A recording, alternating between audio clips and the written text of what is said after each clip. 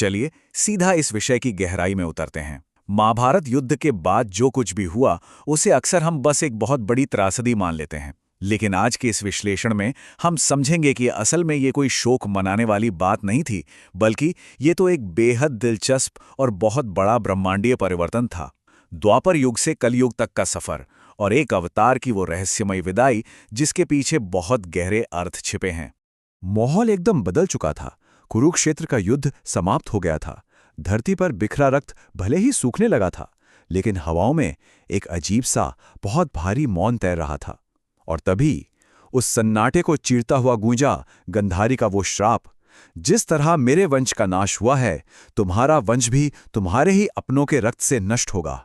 सच कहूं तो ये केवल एक क्रोधित मां का विलाप नहीं था, ये एक ऐसा कठोर और अटल वचन था जिसने आने वाले पूरे युग की दिशा ही तय कर दी।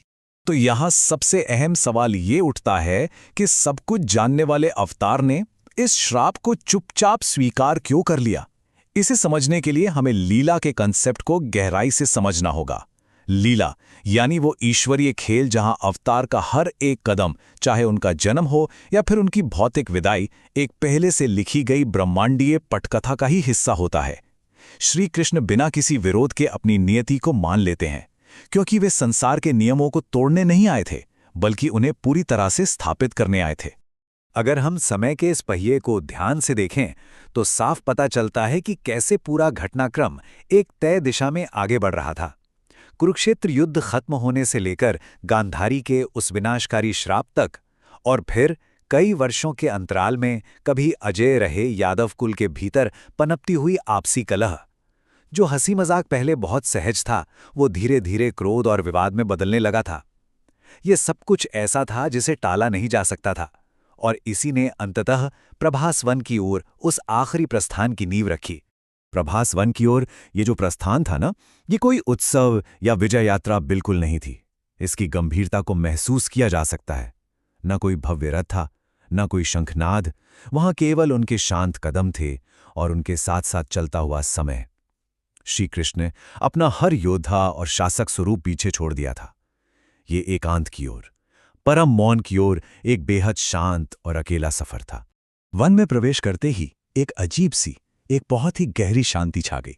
वट वृक्ष के नीचे बैठे अवतार की वो परम स्थिरता सच में देखने लायक थी। उनके चेहरे पर कोई थकान नहीं थी, बल्कि एक गहरा ठहराव था। भीतर गोकुल की मिट्टी और यमुना की धार की स्मृतियां बह तो रही थी, लेकिन किसी भी तरह के मोह के बिना। जिस देह ने जीवन भर इतने बड़े धर्म का भार उठाया था, वो अब पूरी तरह से संसार के नश्वर नियमों के आगे खुद को समर्पित कर रही थी। और ये बात कितनी कमाल की है ना कि एक ही समय पर दो अलग अलग लोकों में क्या चल रहा था। एक तरफ प्रभास वन का ये भौतिक लोक है, जहां ढलता हुआ सूरज है, एक लंबी प्रतीक्षा है और नश्वर शरीर की अपनी सीमाएं हैं। और ठीक उसी पल दूसरी ओर गोलोक का दिव्य लोक है। वहां समय का कोई बंधन नहीं है, मृत्यु का कोई डर नहीं है। वहां सिर्फ एक मौन बोध है, एक समझ है कि जो कुछ भी घटित हो रहा है वो किसी अंत की ओर नहीं, बल्कि धर्म के पूरी तरह से स्थापित होने की ओर एक कदम है। गोलोक में उस वक्त जो हुआ उसे इन शब्दों से बेहतर शायद ही कोई समझा सके। जब प्रेम पूर्ण होता है तो कोई प्रश्न नहीं होते। दिव्य लोक में उस समय कोई व्याकुलता या शोक की लहर बिल्कुल नहीं थी। राधा और अन्य दिव्य स्वरूपों ने इस भारी परिवर्तन को महसूस जरूर किया, लेकिन किसी ने यह सवाल नहीं किया कि ऐसा क्यों हो रहा है। वहां बस एक गहरी समझ थी कि धरती पर अवतार का जो उद्देश्य था वो अब पूरी तरह से संपन्न हो चुका है। और दिलचस्प बात यह है कि यह बोध सिर्फ गोलोक तक ही सीमित नहीं रहा। द्वारका में भी रुक्मिणी के भीतर एक ऐसी ही लहर उठ रही थी। कोई दूत वहां नहीं पहुंचा था, कोई संदेश नहीं आया था, लेकिन फिर भी एक गहरी अनुभूति थी। ये साबित करता है कि अवतार की उपस्थिति सिर्फ भौतिक रूप से पास होने की मोहताज नहीं थी। ये तो ईश्वरीय प्रेम का एक ऐसा अटूट जुड़ाव था जो सारे लोकों और दूरियों को मिटाकर एक हो रहा था। अब कहानी के उस हिस्से पर आते हैं जो देखने में एकदम साधारण सा लगता है, लेकिन जिसका असर पूरे ब्रह्मांड पर पड़ा। वन में जरा नाम का एक आम शिकारी अपनी आजीविका के लिए घूम रहा था। उसने दूर से पत्तों के बीच चमकती एक आकृति को देखा और उसे हिरण समझ लिया।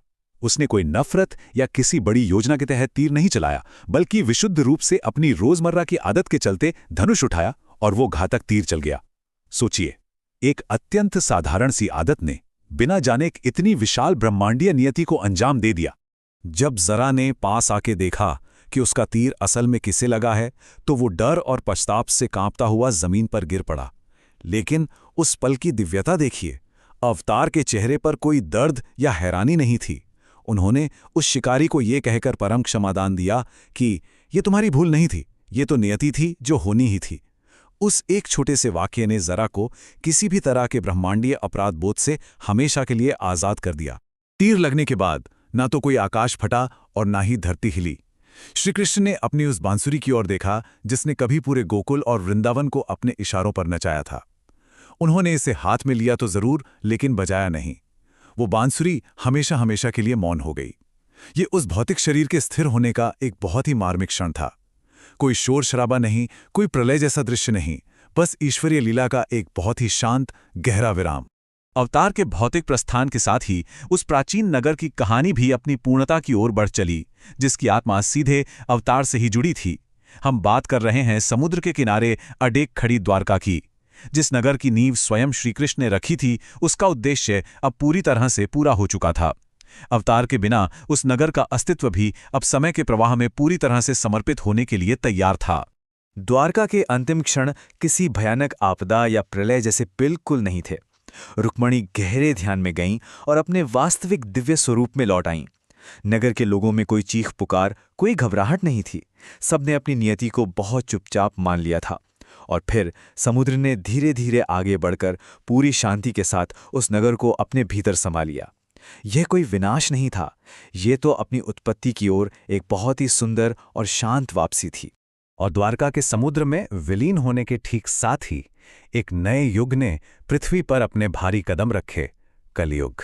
लेकिन हैरान करने वाली बात यह है कि इसका आगमन किसी बड़ी आकाशवाणी या शोर शराबे के साथ नहीं हुआ। ये केवल मानव हृदय और चेतना में आया एक बहुत ही सूक्ष्म लेकिन बेहद डरावना परिवर्तन था। चीजें अब पहले की तरह सहज नहीं रही थीं, धर्म अब उतना स्पष्ट नहीं था। अब अगर हम इन दोनों युगों को ध्यान से देखें तो जो सबसे दिलचस्प बात सामने आती है वो है मार्गदर्शक का अंतर। द्वापर युग में एक जीवित भौतिक अवतार सामने मौजूद थे। कर्मों का रास्ता बहुत स्पष्ट और निर्देशित था। लेकिन कलयुग को देखिए, यहाँ कोई भौतिक ईश्वर सामने खड़ा होकर रास्ता नहीं दिखा रहा। मार्गदर्शक अब केवल पवित्र ग्रंथ हैं और इंसान की अपनी अंतरात्मा है। और यही चीज इंसान पर स्वतंत्र इच्छा का, यानी अपनी मर्जी से चुनाव करने का एक बहुत भारी बोझ डाल देती है, जिससे एक लगातार चलने वाला आंतरिक संघर्ष शुरू होता है। इस नए युग का असर तुरंत दिखने लगा था। जो युधिष्ठिर पहले श्री कृष्ण की मौजूदगी में सबसे मुश्किल फैसले भी आसानी से ले लेते थे, वे अब हिचकिचाने लगे। उनका ये संदेह सही फैसला लेने में ये अचानक आई कठिनाई ही कलयुग का सबसे पहला लक्षण थी। सही और गलत के बीच की लकीर धुंधली होने लगी और इंसान के कंधों पर अपने खुद के फैसलों का एक बहुत भारी बोझ आ गिरा। लेकिन रुकिए, ये कहानी सिर्फ पतन की या खत्म होने की नहीं है। सबसे महत्वपूर्ण बात जो हमें समझनी है वो ये है कि भले ही अवतार का भौतिक शरीर विदा हो गया, लेकिन धर्म कहीं नहीं गया। भगवत गीता जो कभी कुरुक्षेत्र के युद्ध के मैदान का उपदेश थी, वो अब कली युग में हमारे रोजमर्रा के जीवन और सर्वाइवल की सबसे बड़ी गाइड बन गई। दिव्यता अब बाहर के चमत्कारों में नहीं रही, बल्कि वो हर दिन लिए जाने वाले हमारे अपने मानवीय फैसलों में बस गई।